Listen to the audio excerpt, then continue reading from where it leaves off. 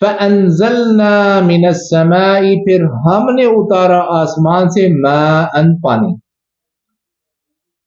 فَأَسْقَيْنَاكُمُوهُ پھر ہم نے یہ پانی تمہیں پلایا ہے، وَمَا أَنْتُمْ لَهُ بِخَازِنِينَ اور تم اس کو جمع نہیں کر سکتے۔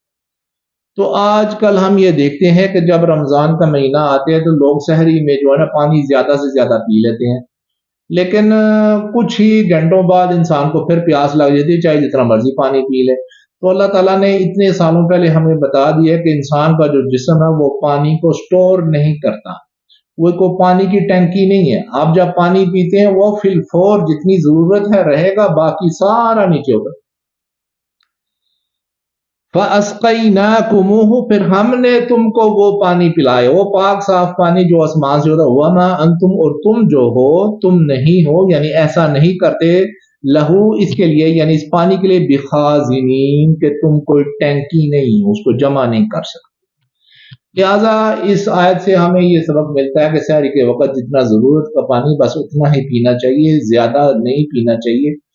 تو اللہ تعالیٰ نے آج کل بھی سائنس یہی کہہ رہی ہے کہ انسان کا جسم جو ہے وہ پانی کو سٹور نہیں کرتا۔